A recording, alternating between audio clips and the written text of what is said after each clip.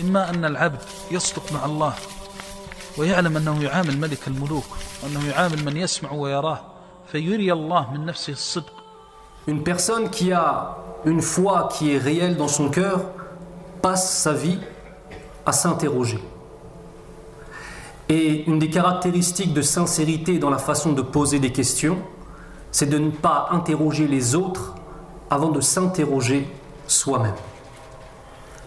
Lorsqu'on est imam, on a des gens qui viennent nous poser des questions.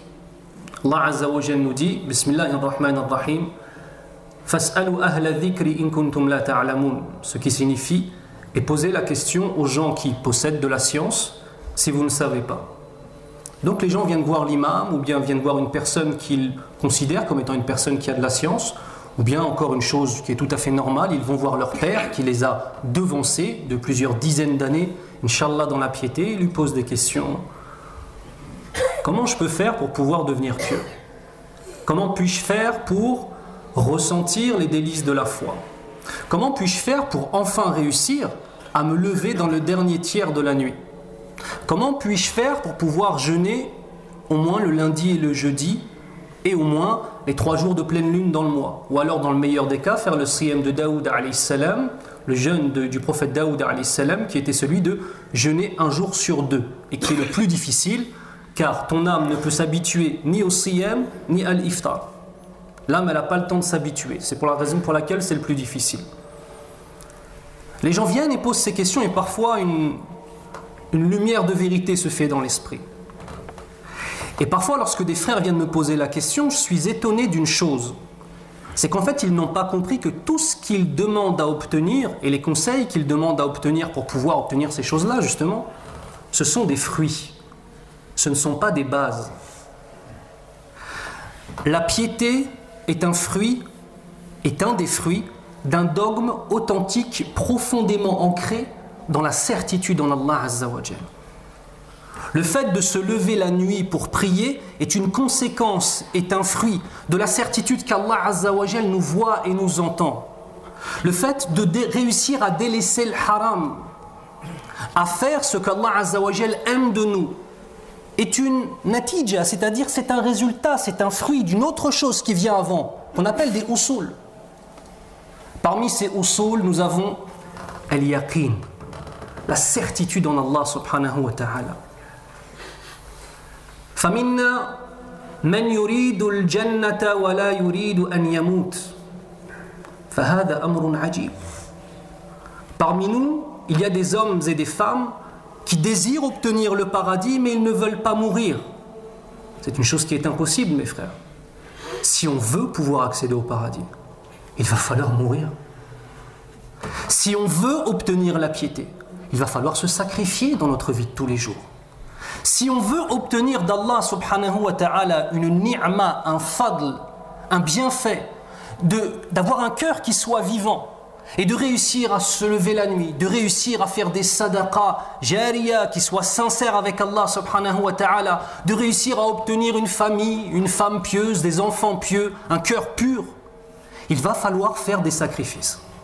Et ces sacrifices doivent être basés sur un certain nombre de bases. Et parmi ces bases, nous avons la certitude en Allah subhanahu wa ta'ala. وَمَا هِيَ ثَمَرَاتُ الْيَقِينِ. يقول الله سبحانه وتعالى بسم الله الرحمن الرحيم وبالآخرة هم يوقنون أولئك على هدى من ربهم وأولئك هم المفلحون. Si on veut commencer à parler maintenant des fruits de cette certitude en Allah, et on va définir ce qu'est la certitude, mais on va déjà comprendre que ce sont des fruits. أولئك على هدى من ربهم. Ce sont eux qui sont sur une guidée qui a été octroyée, donnée par Allah. Sharafun azim. Allah Azza wa Jal te prend, me prend, nous prend, Inch'Allah, wa nas'alallah subhanahu wa ta'ala an yahdiyana ala sirat al-mustaqim. Il nous prend et il nous guide sur un droit chemin. Ça déjà, c'est une première conséquence de la certitude. Ulaika ala hudan min rabbihim wa ulaika humul muflihun. Ce sont ceux qui réellement seront heureux, heureux dans la vie d'ici-bas et heureux dans la vie de l'au-delà. Ce qui signifie que la guidée Et le bonheur dans la vie d'ici-bas et dans la vie de l'au-delà a des conditions. Parmi les conditions, la certitude en Allah subhanahu wa ta'ala. Et cette certitude doit être basée sur un i'tiqad salim, sur un dogme authentique. Et le dogme authentique, c'est de connaître Allah tel qu'il est et de l'adorer tel que le prophète Mohammed sallallahu alayhi wa sallam l'a adoré dans toutes les dimensions de sa vie et pas simplement dans sa prière et dans son siyam. Adorer Allah dans notre façon de voir le monde, adorer Allah dans notre façon de parler, adorer Allah dans notre façon de travailler, adorer Allah subhanahu wa ta'ala dans notre façon de marcher, de saluer, de se comporter avec les autres. Parce que le tout est basé sur une relation avec Allah subhanahu wa ta'ala. Al-amru thani, al-yaqin shart li qabouli du'a. Deuxième élément, la certitude en Allah est une condition pour pouvoir obtenir l'acceptation de nos invocations. Alladhi la yatayaqqanu billahi azza wa jal fa du'a'uhu la tuqbal. Celui qui n'a pas une véritable certitude en Allah, eh bien ses invocations ne peuvent pas être acceptées. ففي حديث عبد الله بن عمرو بن العاص قال رسول الله صلى الله عليه وسلم فإذا سألتم الله فاسألوه وأنتم موقنون بالإجابة فإن الله لا يستجيب لعبد دعاء من ظهر قلب غافل. Ce qui signifie, lorsque vous allez faire une dua, une invocation, lorsque vous allez demander à Allah Azza wa Jal quelque chose, demandez-le en ayant la certitude qu'Allah va accepter. La suite du hadith nous dit, car certes Allah Azza wa Jal ne donnera pas de réponse positive à une invocation faite par un adorateur qui porte un cœur qui est oublieux de la réalité de son Seigneur. Qu'est-ce que cela signifie ce hadith? Lorsque l'on fait une invocation, c'est une invocation qui est portée par la connaissance d'Allah. On sait qu'Allah Azza wa Jal huwa al-Hakim. On sait qu'Allah Azza wa Jal est celui dont la sagesse est absolue. Huwa al-Alim. Sa science est absolue. Huwa al-Rahman al-Rahim. Il est celui dont la miséricorde enveloppe tout et ne cesse de se renouveler. Le fait de connaître Allah Azza wa Jal nous amène dans nos cœurs une certitude en sa justice. Huwa al-Adl. Ce qui fait que lorsqu'on pose une demande à Allah, et on ne va pas revenir sur les conditions d'acceptation de la dua, c'est encore un autre sujet, mais en tout cas, lorsqu'on va demander quelque chose à Allah Azza wa Jal avec ces éléments à l'esprit, eh bien à ce moment-là, on peut être sincère. À ce moment-là, on peut connaître notre degré par rapport à Allah. À ce moment-là, on peut demander à Allah Azza wa Jal en ayant un dogme qui soit celui du prophète sallallahu alayhi wa sallam. Et mes frères, on ne va pas tourner autour du pot. Il y a dans cette vie d'ici-bas deux types de certitude. La certitude en Allah ou bien la certitude dans les choses de la vie d'ici-bas. Ça, c'est important de le rappeler. Si on mène une vie qui, dans toutes ses dimensions, ou dans la plupart des dimensions de notre existence, est en désaccord avec ce qu'aime Allah Azza wa Jalla, comment savons-nous ce qu'aime Allah? Il nous suffit d'ouvrir le Coran, il nous suffit de lire la sunna du prophète sallallahu alayhi wa sallam et de profiter de l'explication des érudits de l'islam. Si notre vie est en opposition avec la parole d'Allah, si notre vie est en opposition avec les paroles de son prophète Mohammed sallallahu alayhi wa sallam, si à chaque fois qu'on a un choix à faire, on fait passer la vie d'ici-bas avant la vie de l'au-delà, si à chaque fois qu'on a, ou la plupart du temps qu'on a un choix à faire, on sacrifie notre dîne, on vend notre dîne pour obtenir des choses de la vie d'ici-bas, alors la certitude n'est pas la certitude en Allah, mais c'est la certitude dans la vie d'ici-bas. Et une personne qui va avoir une certitude dans la vie d'ici-bas, mettre toute sa vie autour de la vie d'ici-bas, peut-être qu'il arrivera à obtenir une petite partie de la vie d'ici-bas, mais dans la vie de l'au-delà, il n'aura rien. Allahumma hafadna min dhalik. Demande à Allah de se préserver de cela. Dans nos vies, on a deux types de choses. Amma al-yaqin wa amma al-shak. هكذا الإيمان. يقول الله عز وجل: أفي الله الشك فاطر السماوات والأرض Allah nous dit dans le Coran al-Karim, dans la traduction du verset, y a-t-il un doute au sujet d'Allah, le créateur et le façonneur des cieux et de la terre? Notre foi n'accepte pas le doute, mes frères. Ici, ce qu'a employé Allah subhanahu wa ta'ala dans le Coran al-Karim, c'est ce qu'on appelle un istifham al-inkari. C'est une phrase interro-négative. C'est une façon en fait qui est encore plus forte que la négation de s'exprimer. C'est comme si par exemple, on veut faire un reproche à quelqu'un qui fait du bruit et qu'on va lui dire « ce n'est pas bientôt fini ce que tu fais ?» C'est une question, c'est vrai. Par contre, on n'attend pas de réponse. C'est un reproche. Et si Allah Azza wa Jal est en train de reprocher à certains types d'hommes d'avoir un doute dans leur cœur, la foi n'accepte pas le doute. Ça veut dire quoi? Il faut préserver sa foi. Et il faut comprendre que cette certitude, il faut la préserver. Et que cette certitude, il peut y avoir des failles dans cette certitude. Et que le doute va s'infiltrer. Par quoi est-ce que le doute rentre? Par les péchés. Par les oublis tellement répétés qu'ils deviennent une habitude. Par les désobéissances à Allah subhanahu wa ta'ala. Ainsi, mes frères, on se retrouve parfois face à des gens qui, dans leur vie, ne cessent de désobéir à Allah Azza wa Jal nuit et jour. Mais quand cette même personne vient à la mosquée le jour du vendredi, il se sent propre. Les péchés n'empêchent pas de prier. Les péchés n'empêchent pas de venir à la mosquée. Les péchés n'empêchent pas de venir à Salat al-Jumu'ah. Par contre, il y a une chose qui est très très très grave. C'est le fait de banaliser nos péchés, banaliser nos désobéissances, en ayant l'illusion qu'à partir du moment où moi je viens m'asseoir devant l'imam pendant une demi-heure, une fois par semaine, je me suis mis propre. Je vais vous donner une image. Que diriez-vous d'une personne qui porte un beau qamis blanc, mashallah, un beau thawb, une belle djellaba toute blanche, et qu'à longueur de semaine, il se traîne dans la boue, il se traîne dans le cambouis, il se traîne dans des najasat, des impuretés. Puis ensuite, cette même personne-là va venir à la mosquée pendant une demi-heure et aura l'impression qu'en une demi-heure, avec un esprit qui est peut-être même pas présent, et qui est en train de penser à la commande Amazon qu'il a prise, ou alors à son salaire, ou alors je ne sais quoi, il aura l'impression qu'il va réussir à nettoyer son qamis. Ce n'est pas ainsi. Vous savez, l'islam est un dîn qui est exigeant. C'est une réalité. L'islam est un dîn qui est exigeant.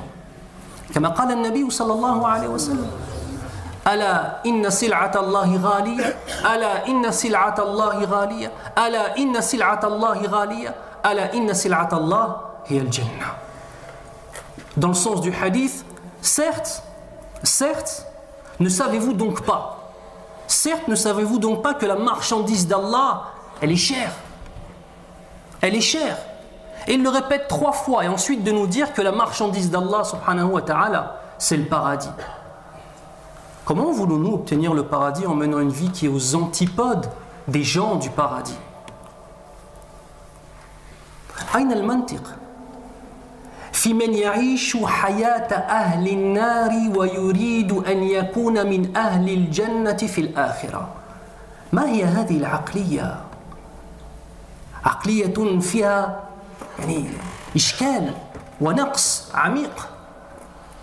Comment une personne qui mène la vie des gens de l'enfer espère-t-il obtenir, dans la finalité des choses, la position des gens du paradis?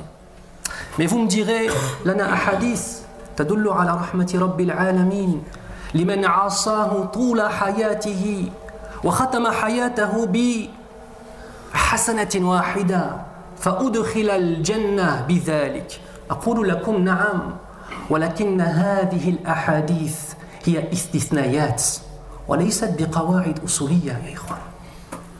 On pourrait me dire oui, mais on a entendu des hadiths d'une personne qui a donné du lait à un chat, elle est rentrée au paradis, d'une personne qui a fait un sourire et pour ce sourire il est rentré au paradis. Je vous dis bien sûr, ce sont des hadiths qui sont authentiques. Mais comment devons-nous, nous, les regarder? Il faut les regarder comme étant des exceptions qui émanent de la miséricorde d'Allah. Mais les bases du jugement, ce n'est pas ça, mes frères. Les bases du jugement, ce n'est pas ça. Et une chose personnellement qui me fait vraiment beaucoup de mal, quand je parle avec certains musulmans et certaines musulmanes, c'est qu'on se rend compte dans leur façon de parler qu'ils n'ont aucune lecture du Coran dans leur vie.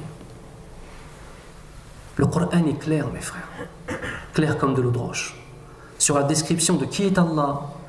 La sunna du prophète sallallahu alayhi wa sallam est claire comme de l'eau de roche, sur la vie d'ici-bas et sur ce qui nous attend dans l'au-delà. نقدم الرحمن الرحيم الغفار وننسى أنه شديد العقاب. هذا الدين ناقص. Toujours en train de mettre en avant le fait qu'Allah est pardonneur et miséricordieux. Bien sûr.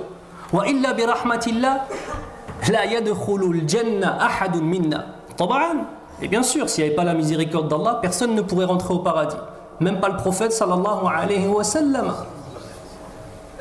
Mais si maintenant on oublie qu'Allah azza wa jal est shadidul iqab, qu'Allah est dur en châtiment, sari'ul hisab, il a une façon de donner l'addition au jour du jugement qui est extrêmement rapide et précise, et un châtiment qui est tout aussi rapide. On ressemble à qui, mes frères? On ne ressemble plus aux musulmans. La foi a trois piliers. Et les ibadat, les adorations ont trois piliers. Al-khawf, wal-raja, wal-hub. Toute adoration doit respecter trois piliers. S'il en manque un seul, l'adoration n'est pas acceptée, n'est pas acceptable. Accepté après Allah Azza wa Jal fait comme il veut. Mais en tout cas, dans les conditions qui nous ont été enseignées par le prophète sallallahu alayhi wa sallam, ce n'est pas acceptable. Préaccepté, Allahu A'lam. La peur du châtiment d'Allah et la peur qu'Allah refuse nos adorations. C'est un pilier. Et si on n'a plus ça dans notre cœur, qu'est-ce qui va se passer? On va uniquement rester dans le deuxième pilier, qui est quoi? Ar-Raja, l'espoir de la miséricorde d'Allah et du paradis. Et le troisième, l'amour sincère d'Allah. Regardez, ces trois piliers reprennent des dimensions qui sont extrêmement importantes. Lesquelles? Connaître Allah et donc l'aimer. Et quand on connaît Allah et qu'on l'aime, on se pose la question de ce qu'il y a après la mort. On espère sa miséricorde, mais on a peur de son châtiment. Al-yaqin, la certitude qu'Allah Azza wa Jal voit tout, entend tout et va nous juger. بارك الله لي ولكم في القرآن الكريم ونفعني الله وإياكم بما فيه من الآية والذكر الحكيم أقول قولي هذا واستغفر الله لي ولكم وهو الغفور الرحيم أعوذ بالله من الشيطان الرجيم بسم الله الرحمن الرحيم والصلاة والسلام على أشرف الأنبياء والمرسلين نبينا محمد وعلى آله وأصحابه أجمعين أما بعد وما هو اليقين؟ اليقين هو أن ترى الحق وتقره عقليا وقلبيا فتولد منهما الأعمال الصالحة. Si on veut parler maintenant de qu'est-ce que la certitude d'une façon pratique, réelle, au-delà de la théorie, eh bien c'est très simple, c'est voir la vérité. Voir la vérité. Pour voir la vérité, c'est difficile, mes frères. Il faut combattre son âme. Il faut parfois combattre des règles de vie qu'on a autour de nous. Voir la vérité. Et reconnaître cette vérité intellectuellement parlant, avec le tadabbur. Pourquoi intellectuellement parlant? Pour faire sortir tout doute de nos cœurs. Parce que si on reconnaît la vérité de l'islam uniquement avec les sentiments, cela signifie que le jour où nos sentiments vont changer, eh bien notre relation à l'islam va changer. On ne peut pas être uniquement dans les passions. On ne peut pas être uniquement « j'ai prié, j'ai ressenti de belles choses, alors je vais continuer à prier ». Oui, mais le jour où tu ne ressentiras rien dans une épreuve de ta vie, qu'est-ce qui va se passer? Donc, première des choses, observer cette vérité et la reconnaître intellectuellement. Puis, à partir du moment où cette certitude est venue comme du ciment sur nos cœurs, s'entraîner, entre parenthèses, ou alors ressentir les choses par la connaissance d'Allah subhanahu wa ta'ala. Et de cette reconnaissance intellectuelle et de ce ressenti dans le cœur, les bonnes actions vont naître. Et ce seront des bonnes actions qui, bi'idhnillah, peuvent être acceptées par Allah subhanahu wa ta'ala.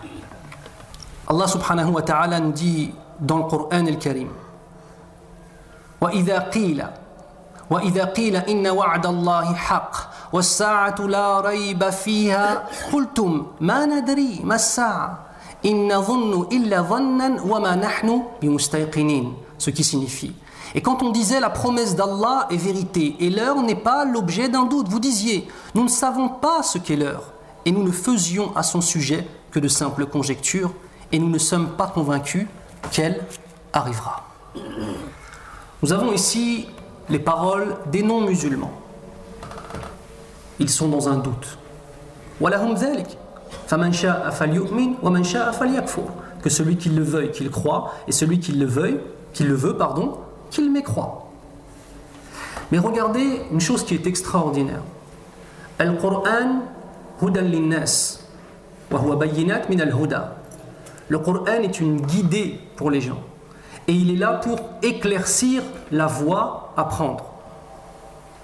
Le Qur'an est une guidée en lui-même. Il est une guidée, il est une lumière. Mais cette guidée, cette lumière, tout dépendra, dans la concrétisation de cette guidée, de cette lumière, tout dépendra du cœur de celui qui va le lire. Il y a des gens pour qui lire le Qur'an est un élément d'augmentation de sa foi. Il y en a d'autres pour qui lire le Qur'an est une chose banale, ennuyeuse, ennuyante, et il ne ressent strictement rien dans son âme. Et il y en a même qui, lorsqu'ils lisent le Qur'an, eh bien pour eux, le Qur'an a été une source d'égarement. Il y a des gens qui n'avaient pas réellement une relation avec l'islam, puis arrivaient un petit peu plus, ne priaient pas, etc. Arrivaient un peu plus grands, vers leurs 18 ans, quand ils sont à la fac, ils décident de relire le Qur'an, avec un cœur malade, ravagé par les passions. Et si le Qur'an est une guidée en lui-même, les cœurs seront l'élément décisif, avec la guidée d'Allah bien évidemment, seront l'élément décisif pour provoquer en lui un éveil spirituel, ou alors au contraire, un coma, ou même une mort spirituelle. J'ai rencontré des Arabes qui, en ayant lu le Qur'an, sont sortis de l'islam. La photo Qur'an, absolument pas, c'est Kalam Allah. Kalam Allah Azza wa Jal, huwa al-haqqul mubin. Mais les cœurs étaient si malades, il n'y avait que du doute dans ces cœurs-là. Quand on se dirige vers la lumière qu'est le Qur'an avec un cœur aussi malade et si plein de doutes et de fausses certitudes dans la vie d'ici-bas, eh bien lorsqu'Allah Azza wa Jal nous dit qu'il va nous juger, que l'enfer existe, que certains, leurs actions ne seront pas acceptées, puisque cette personne-là ne connaît pas Allah, qu'est-ce qu'il se dit? C'est injuste. Une personne qui ne connaît pas Allah subhanahu wa ta'ala et qui voit ce qui se passe pour nos petits frères, nos petites sœurs, mais aussi nos papas et nos mamans et nos grands frères et nos grandes sœurs, ce qui se passe aujourd'hui, spécifiquement à Idlib en Syrie. A'anahumullah ya rabbal alamin. Quand il voit ces enfants qui sont massacrés, quand il voit ce qui se passe en Irak, ce qui se passe en Birmanie, ce qui se passe au Yémen, ce qui se passe au Centrafrique, ce qui se passe dans le monde entier envers les musulmans, eh bien celui-ci va peut-être se sentir dans une position injuste. Mais pourquoi? La ya'rifu man huwa Allah. Il ne connaît pas qui est Allah. Il ne connaît pas la sagesse d'Allah. Et il ne sait pas que cette vie d'ici-bas n'est qu'un clin d'œil par rapport à la vie de l'au-delà. Et que tous ceux qui sont morts shuhada, tous ceux qui sont morts martyrs, tués injustement aux quatre coins du monde, فَهُمُ النَّاجِحُونَ فِي نِهَايَةِ الْأَمْرِ رَحْمَةٌ مِّنَ اللَّهِ. Au final, c'est eux qui sont les gagnants. Et c'est une miséricorde de la part d'Allah subhanahu wa ta'ala. Mais pour pouvoir comprendre cela, il faut avoir une certitude et une confiance absolue dans la justice d'Allah, dans la sagesse d'Allah, dans la science d'Allah. Le Coran est une source de guidée en lui-même, et la source de guidée en lui-même, parce qu'il est un des attributs d'Allah Azza wa Jal. Mais certains cœurs malades, lorsqu'ils le regardent, il devient pour eux une source d'égarement, qu'Allah nous préserve.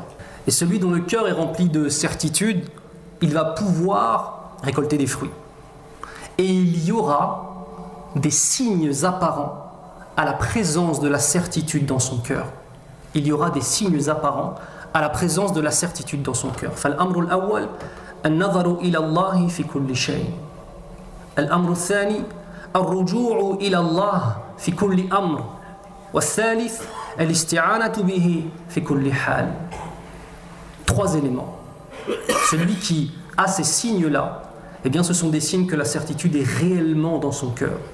Et par élimination, les mafhoum al-mukhalafa, celui qui n'a pas ces signes en lui, c'est malheureusement un signe que peut-être la certitude n'est pas encore présente comme elle devrait l'être. Allahumma rzuqna al-yaqin ya rabbal alamin. Premier des éléments, voir la force créatrice d'Allah dans toute chose. La relation avec les gens, c'est une relation de créature d'Allah vers une autre créature d'Allah. Si on comprend ça, comment peut-on être orgueilleux? Si on comprend ça, comment peut-on être raciste? Parce qu'être un raciste, c'est être orgueilleux. C'est un des pires types d'orgueil qu'on puisse avoir. Si on comprend ça, comment on peut s'attacher simplement à ce que pensent les uns et les autres de nous, parmi les hypocrites ou parmi certaines personnes qui combattent l'islam? Qu'est-ce que ça peut nous faire? C'est une créature d'Allah Azza wa Jal qui te parle et qui agit. Qu'est-ce que ça va te faire? Premier élément, voir la force créatrice d'Allah Azza wa Jal dans toutes choses. Deuxièmement, revenir vers lui en toutes circonstances. Il y a des gens qui, dès qu'ils ont des problèmes, reviennent vers des créatures et d'autres reviennent vers le Créateur. La première des choses avant de chercher l'aide chez les hommes, chez de pauvres créatures, qui sont le fuqara ou ilallah, kama huwa mathkour fil aya, qui sont des indigents envers Allah, qui ne possèdent rien. Avant d'aller questionner les créatures, questionne ton Seigneur. Revenir vers Allah dans toutes les situations de bien, les situations de ni'am, les situations dans lesquelles on se sent bien, on est apaisé, il n'y a pas de maladie dans la famille, ou alhamdulillah, tes enfants vont bien, ton épouse va bien, ton mari va bien, al-walidan, alhamdulillah, ils sont encore vivants, ton travail ça va. Tu vois les périodes comme ça dans ta vie? Que dans ces périodes-là, on n'oublie pas Allah Azza wa Jal. Mais à l'inverse, le jour où la maladie frappe, où l'épouse, qu'Allah nous préserve, s'en va, où le mari la divorce, où les enfants finissent au commissariat et que tu retrouves peut-être de la drogue dans leur chambre, Allahumma hafadna. Revenir à Allah dans ces moments-là aussi. On ne revient pas à Allah subhanahu wa ta'ala uniquement dans l'épreuve, mais on revient à Allah dans toutes les dimensions de notre existence. Troisième des signes, se réfugier vers lui en toutes circonstances.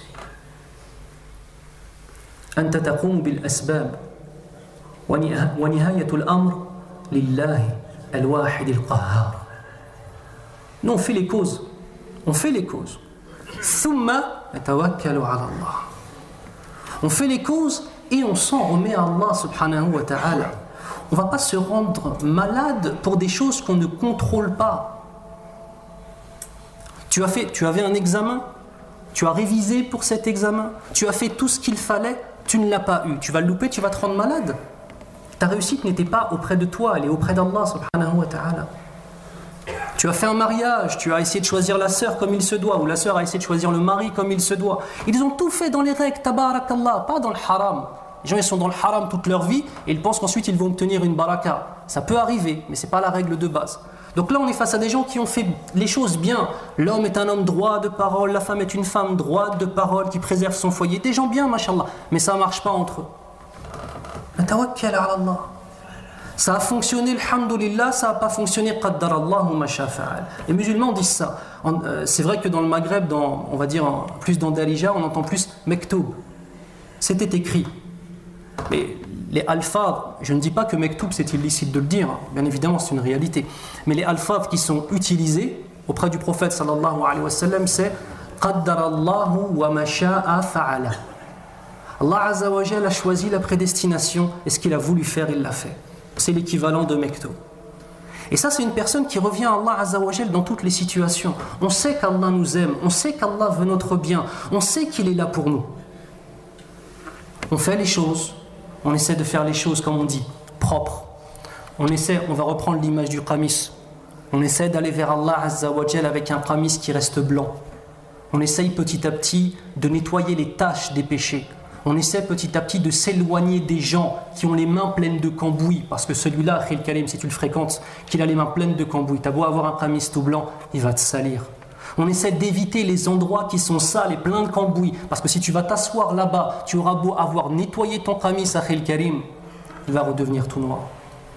Al-amru sa'b. Na'am taba'an. Wad-dukhulu fil jannati kadhalika sa'b. C'est difficile de faire ça? Oui.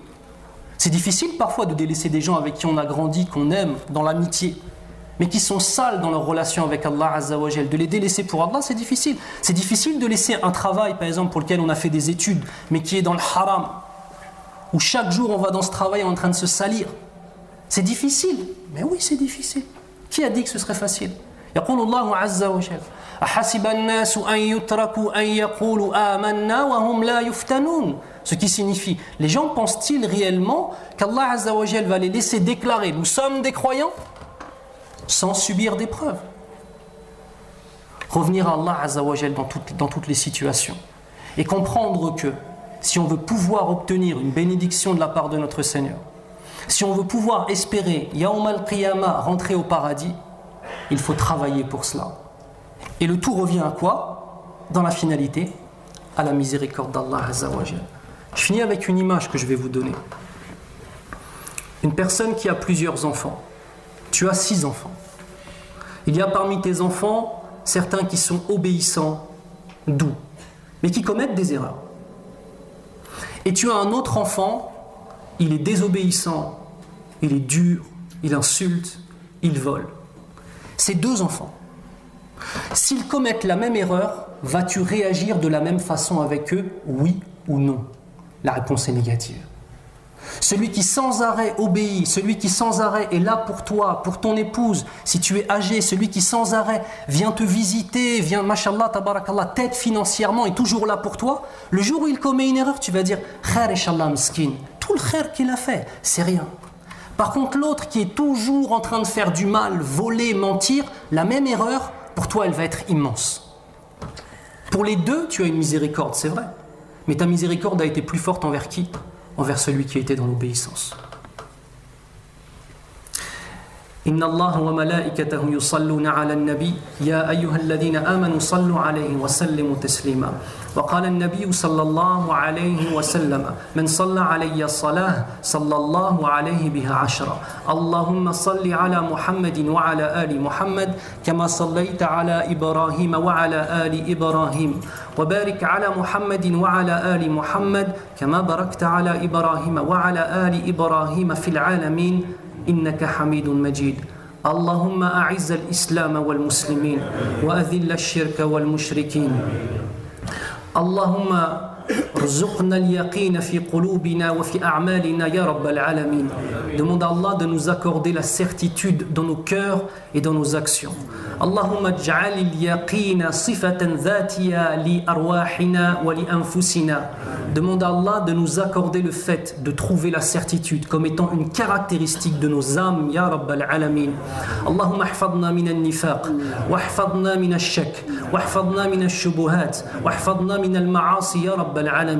Demande à Allah de nous préserver du doute. Demande à Allah de nous préserver de l'hypocrisie. Demande à Allah de nous préserver des désobéissances, Ya Rabbal Alamin. Allahumma ahfaz imanana fi qulubina wa in asaynaka, Ya Rabbal Alamin. Demande à Allah de préserver cette foi dans nos cœurs, même si on lui désobéit, Ya Rabbal Alamin. Allahumma arhamna fi dunya wal akhirah. Demande à Allah de nous faire miséricorde dans la vie d'ici-bas, mais aussi dans la vie de l'au-delà, Ya Rabbal Alamin. Allahumma arham جميع الشهداء وجميع الذين ماتوا ظلما يا رب العالمين في العالم كله. On demande à Allah de faire une miséricorde au plus haut degré à tous les martyrs qui sont tombés de la Ummah à travers le monde, et ceux mêmes qui n'ont pas le statut de martyrs et qui sont morts injustement. Demande à Allah de leur faire miséricorde ya Rabbal Alamin.